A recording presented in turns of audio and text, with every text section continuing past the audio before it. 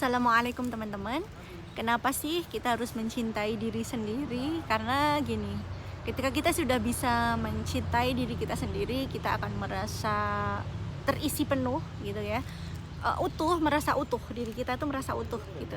Jadi kita nggak menggantungkan kebahagiaan kita terhadap orang lain ya, terutama terhadap pasangan. Ini saran aku, jangan pernah menggantungkan kebahagiaan teman-teman itu kepada orang lain, kepada makhluk, terutama kepada pasangan gitu ya.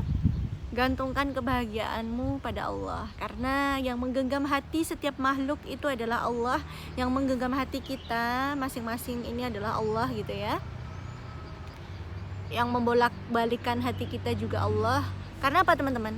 Kalau teman-teman menggantungkan kebahagiaan teman-teman kepada orang lain, terutama kepada pasangan ya, itu akan capek, bener akan capek. Karena gini, kebanyakan dari kita yang tidak kita sadari adalah ketika kita merasa, oh dia cinta kok sama aku juga cinta sama dia, kita udah menikah, jadi dia wajib membahagiakan aku gitu. Ya boleh berpikir untuk pasangan itu memang harus membahagiakan pasangannya ya. Tapi boleh di sini bukan berarti semua mau kita dia harus paham gitu ya. Karena begini, banyak kasus gitu ya. Aslinya dua manusia yang bersatu ini sama-sama belum utuh, sama-sama masih penuh luka ya. Misal si cowok, dia juga ada trauma di mungkin masa kecilnya, di masa sejak dia dibesarkan oleh orang tuanya gitu, yang mungkin banyak luka tapi dia nggak sadar.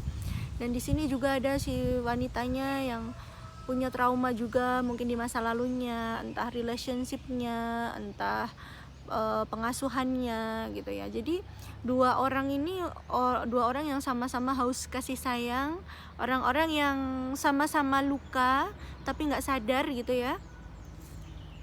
Pada akhirnya dua orang ini saling menggantungkan kebahagiaannya ke satu sama lain, saling menggantungkan. Ini yang bahaya gitu.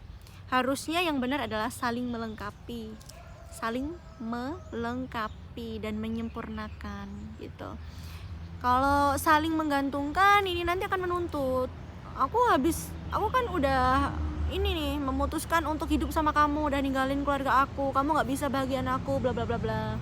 Dan ini juga merasa aku udah berusaha semampuku nih, tapi kok kamu masih ngeluh terus, masih nggak cukup. Aku juga ini maksudnya manusia biasa, aku juga punya masalah gini-gini, pokoknya gitulah teman-teman.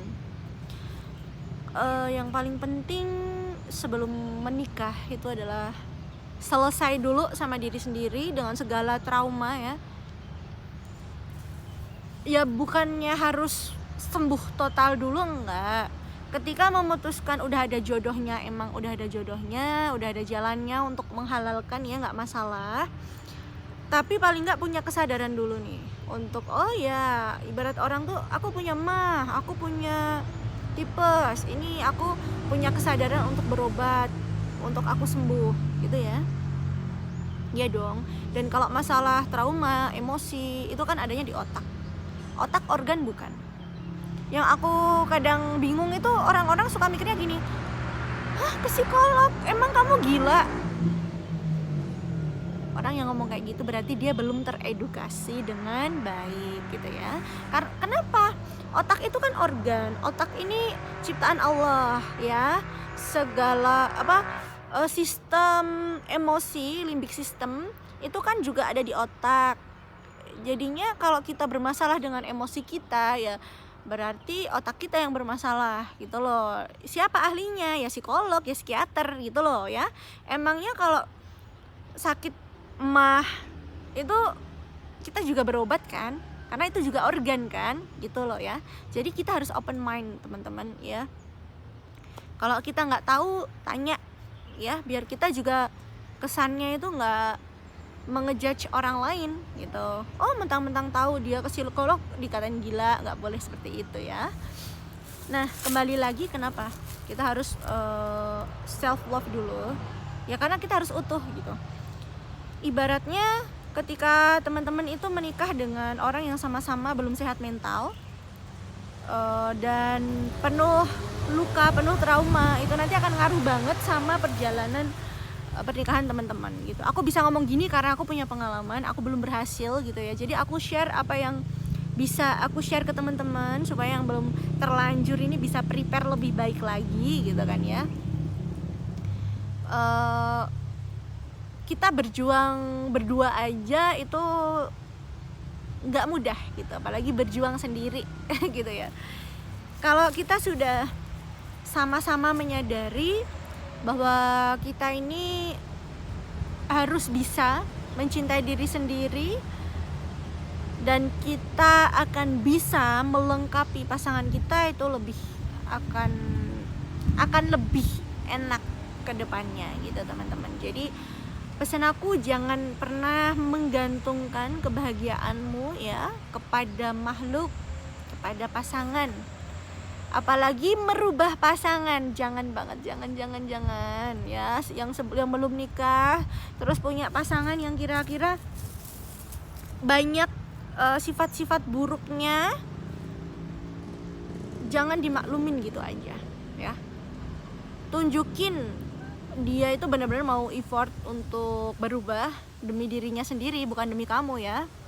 Kalau demi kamu, nanti ketika dia rasanya ke kamu mulai, jangan hilang ya. Ya meskipun perasaan itu bisa hilang ya, mungkin di titik dia lagi jenuh, lagi boring, ya dia akan kembali ke sifat-sifatnya yang gak baik gitu. Tapi kalau dia punya kesadaran untuk berubah demi dirinya sendiri, dia demi cintanya dia ke dirinya sendiri, itu insya Allah akan lebih baik gitu. Karena gini loh teman-teman, merubah pasangan itu bukan wilayah kita, itu hal yang ada di luar kendali kita gitu teman-teman.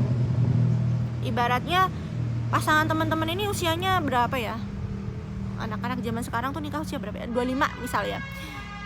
Selama 25 tahun dia hidup di bumi, udah dengan kebiasaannya yang mungkin menurut teman-teman itu gak bagus, ya gak semudah itulah. Siapa teman-teman gitu loh yang baru masuk ke kehidupannya setahun 2 tahun mungkin, atau berapa hari, berapa bulan gitu kan ya. Karena yang bisa merubah pasangan kita itu ya Allah gitu loh. Kalau toh dia berubah karena teman-teman, ya itu karena dia takut. Bener, karena takut. Misal gini, pasangan teman-teman itu perokok berat gitu ya. Yaudah, aku mau nikah sama kamu kalau kamu tuh udah nggak ngerokok lagi gitu ya. Mungkin dia akan saat itu akan berusaha untuk stop merokok, tapi bukan jaminan dia akan selanjutnya itu nggak ngerokok pas nggak ada teman-teman gitu loh. Semoga bisa dipahami ya. Yang penting intinya sih itu, ketika teman-teman fokus sama diri sendiri dulu untuk berubah, memperbaiki diri, karena jodoh itu adalah cerminan kita teman-teman. Kalau teman-teman menginginkan jodoh yang baik, ya jadilah baik dulu sebelum nuntut gitu kan. Nanti kalau teman-teman udah baik ya dari semua aspek, dari spiritual, dari mental, fisik, ya insya Allah nanti itu yang akan ketarik ke teman-teman juga. Oke, semoga bermanfaat. Assalamualaikum.